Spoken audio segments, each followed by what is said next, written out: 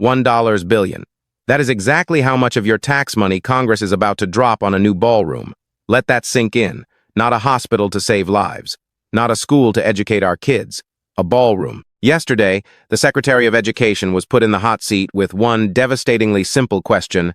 How does a billion-dollar ballroom help America's kids more than the teachers, the school lunches, and the civil rights protections that are actively being stripped from their schools? Her response? She couldn't answer it.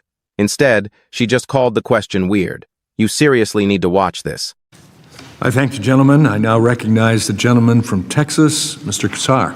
Mr. Chair, I'd like to enter into the record a report from the Democratic staff of the Senate Help Committee, which found that the Office of Civil Rights reached a 12-year low last year in protecting students from discrimination. It's titled, Justice Denied, How Trump's Office of Civil Rights Reached a 12-Year Low in Protecting Students from Discrimination, Reaching Zero Resolution Agreements in 2025. Without objection, so ordered. Good morning, Secretary McMahon. We're here to talk about the budget for the Department of Education, so I'd like to ask you a couple of questions about school funding and funding in our schools. Can you tell me how much more or less it costs to give a child free lunch at a public school? Well, the Department of Education does not control, that's not part of our budget. I know, but when the USDA does that funding, it's about $4.60 for a school lunch. Do you know about how much the average school teacher makes at a public school per year? That varies across different states. It can be anywhere from 40-some thousand to 90-some thousand. That's right. Yeah, that's right. It's about $64,000 on average nationwide. So here's an easy one because it's all over the news. Can you tell us how much Congress is being asked to vote on next week for President Trump's ballroom? I don't know that answer. It's $1 billion. And you're a businesswoman, so I'm hoping you can help me do some math here. $4.60 for a school lunch, $1 billion for a ballroom. Can you tell me about how many free school lunches that $1 billion could pay for? It is my understanding on the ballroom, excuse me, and I've heard the president say this, the taxpayer dollars will not be used to build the ballroom, that they are donations from private enterprise. So, Mr. Chairman, I'll have entered into the record some Republicans, this article from NBC yesterday, some Republicans aren't sold on $1 billion price tag for Trump's ballroom project in party line GOP bill. Without objection. We are voting on $1 billion in taxpayer dollars in addition to those private donations. And so for those $1 billion in taxpayer dollars at $4.60 a lunch, that is 217,391,304 lunches. That's lunch for more than 1 million kids, 1 million Americans for the entire school year. But let's say that we're not going to talk about lunches because that's USDA. We can talk about teachers. At $64,000 a year, do we know how many new teachers we could hire if we sent $1 billion out to the states for reducing class sizes and hiring more teachers? I'm sure you have that number. Yes, it is 15,000 more teachers. Or we could pay for the Office of Civil Rights that's being cut in this budget 7 times over. I think you get the point. So here's my real question here. As Secretary of Education, which do you think helps our nation more? Getting free lunch to more than 1 million more kids, 15,000 more teachers, or the ballroom? I think those are incredibly weird comparisons. I do believe that our teachers should be paid well for what they do. I think teachers are underpaid. I think teachers should also be paid for performance. And I would like to see us have our teachers be compensated. I'd like to also see that there would be teachers who were paid more than administrators in schools. We have more administrators, and they're paid higher salaries than our teachers are. And I think state budgets, all of that, should take all of that into consideration when they're hiring their teachers, because it is state budgets that... Then I do think it is weird that next week, like you said, it's a weird question, because it's weird that next week we're being asked to vote for $1 billion for a ballroom, while there are cuts to the Department of Education and cuts to education. In my own community in Austin, Texas, they are about to cut 200 positions at Austin ISD, close 10 schools. This budget makes it worse by cutting the equivalent of about 400 teachers' salaries in my district. So I'm asking for you, as being a member of Donald Trump's cabinet, to tell us, do you support $1 billion for the ballroom when we could use that $1 billion to raise teacher salaries, as you've said, or use that $1 billion to hire 15,000 more teachers? How can you defend the ballroom, or do you defend the ballroom, if we could use that $1 billion for the needs of our kids in our schools? Congressman, those budgets that you're alluding to are state budgets. They're not federal budgets. But we send money to the states and their school districts, and they hire teachers, right? Teacher salaries come out of state budgets. They don't come out of federal budgets. When we send federal money to schools, and then they hire teachers. When you send Title I money to schools, they get grants from the federal government, they hire staff. They hire teachers. They're getting a cut here. We could send $1 billion more, but it sounds like you don't want to defend Donald Trump's ballroom here. I think the ballroom has many different opportunities, and the president's alluded to them. I think we saw one just recently when there was an attempted assassination on the president's life in a ballroom that was not secure. Right, and of course that was horrific and unacceptable. The question before us is, if we were to vote on an extra $1 billion, do you think it should go to our kids and education, or to this East Ballroom project? I think we need to look at the budget overall in its entirety. And I think the gentleman's yield time back. has expired. And yields. So here's what you need to understand about that exchange and about the bill Congress is about to vote on. When Donald Trump announced the East Wing Modernization Project last summer, he posted about it in capital letters, "Zero taxpayer funding," he wrote. The whole thing, every dollar would come from private donors. That was the deal he made with the American public.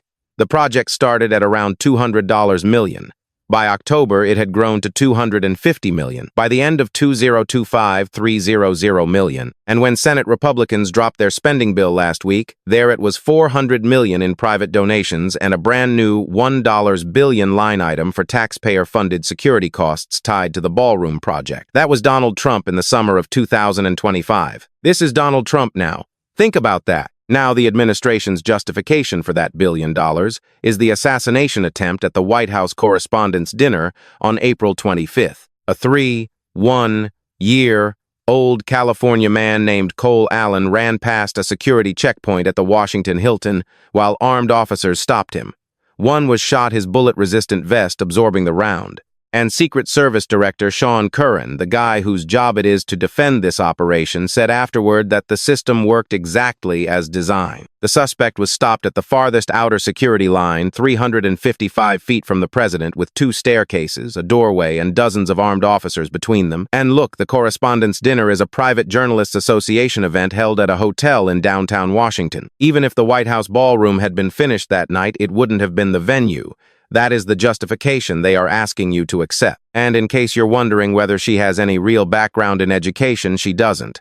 Linda McMahon built her career as the CEO of World Wrestling Entertainment. She served on Connecticut's State Board of Education for about a year before leaving to run for Senate. The Senate confirmed her as the 13th Secretary of Education in March 202551 to 45 straight down party lines. She now leads an agency that the president who appointed her has pledged to eliminate. That is who was being asked to defend cutting civil rights enforcement for kids. Got it. But here's the thing. What Greg Casar entered into the record yesterday wasn't opposition research, it was a documented takedown, a formal record of everything that went wrong. The Democratic staff on the Senate's Education and Labor Committee spent weeks mapping what happened to the Office of Civil Rights under her watch. In March 2025, her department fired 299 of 575 civil rights enforcement staff. 7 of 12 regional offices shut down. Courts intervened. The firings were blocked. The administration eventually took the firings back, but the enforcement machine had already seized up.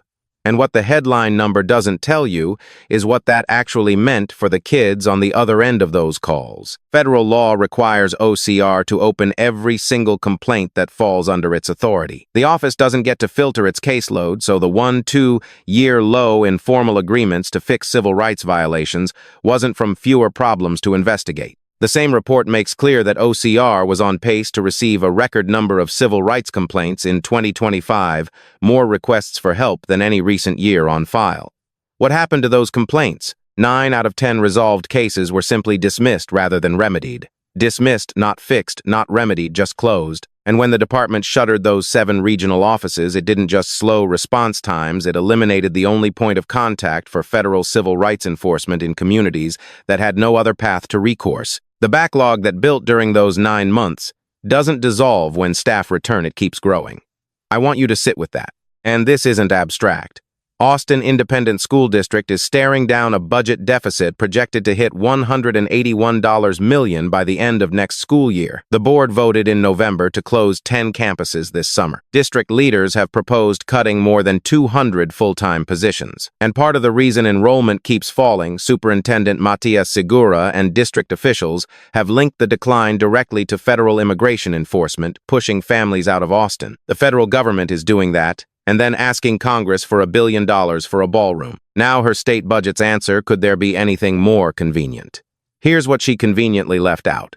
That argument has a specific history. It's the exact argument the Reagan administration made in 1981 when it tried to eliminate the Department of Education entirely. A Republican-controlled Congress looked at that argument and voted it down. She isn't making this up on the spot. She's reciting a four-year-old policy position that her own party's predecessors rejected. And here's what makes it worse. Title I, the federal program that sends money directly to schools in low-income communities alone, provides $18.4 billion a year. When House Republicans' budget proposal called for cutting that program by 27%, district officials across the country ran the math on what that meant for their payroll. Congress rejected it for this fiscal year, but the direction was not ambiguous, and teachers in places like Austin are still bracing for what comes next. And look, this bill isn't even sailing through a unified Republican Party. Rand Paul of Kentucky, who chairs the Senate Homeland Security Committee, predicted publicly that the ballroom item gets cut before the full Senate ever votes on it. Lisa Murkowski of Alaska said she needs far more detail before she votes yes. Jim Justice of West Virginia, a reliable Trump ally, told ABC News the cost was enormous and said he couldn't imagine spending $1 billion on security. One unnamed House Republican told a national publication that swing seat members think the White House doesn't really get it, that they don't understand how badly this hurts them with voters heading into the next elections. So to anybody in the Republican conference currently sweating this vote, yeah, you should be. Because here's why. A CNN poll out this week found that 77% of Americans, including a majority of Republicans, say his policies have raised their cost of living in their own community. 2-to-1 opposition to the ballroom project already existed before taxpayers even knew they'd be on the hook for $1 billion security bill. And Senate Minority Leader Chuck Schumer has spent the week summing up Republican priorities in a single phrase: ballroom Republicans, nothing to lower your costs, $1 billion for a palace. That's the message that goes into every campaign ad, and they handed it over voluntarily. Democrats have a specific rules-based move ready to make on the Senate floor. They plan to argue before the Senate's official rule keeper that the ballroom item breaks a standing Senate rule, the one that says every item in a fast-track spending bill has to have a direct connection to the federal budget. Spending $1 billion of Secret Service funds on a presidential event space raises serious questions about whether that test gets met. Senator Brian Schatz of Hawaii has already announced that every senator will get a recorded vote up or down on the ballroom. Every Republican running for re-election in next year's congressional elections puts their name on that record. That is the deal. So look, let me give you the full financial picture here because it's almost too on the nose. The administration's original proposed budget called for a 35% cut to OCR $49 million, slashed from a $140 million budget. Congress rejected that cut entirely. The OCR kept its funding, and you'd think that's the end of it. But here's what the Government Accountability Office actually found. From March through December 2025, the government paid up to $38 million in salaries and benefits to civil rights staff who weren't working because courts wouldn't let them be fired, and the administration wouldn't let them work. Tens of millions of taxpayer dollars to keep enforcement staff sidelined, while thousands of discrimination complaints piled up. The Government Accountability Office also found that the Department of Education never even wrote down its own math to justify the move which federal rules required them to do. Nobody at the Department of Education did the math before acting. That is the efficiency argument. Think about that.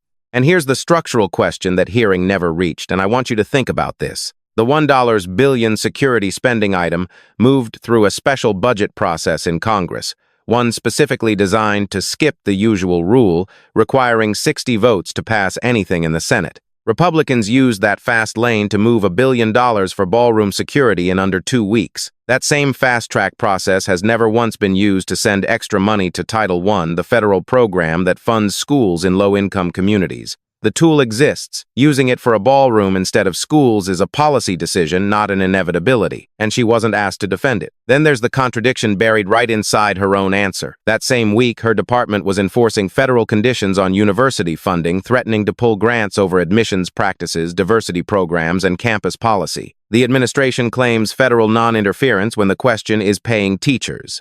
It claims federal authority when the question is controlling what happens on campus. Both of those positions belong to the same cabinet secretary, and nobody on that committee asked her to reconcile them. I mean, there it is. Texas pays for its public schools based on how many students show up each day, which means every family pushed out by federal immigration enforcement takes that school's funding with them automatically. The administration that is asking Congress to fund its ballroom security is simultaneously running the operation that is draining the enrollment revenue Austin needs to stay open. Teachers are weighing whether the job is still worth it. The Secretary of Education had her answer yesterday. She chose the ballroom. Thanks for tuning in, and I hope this video gave you something worth thinking about.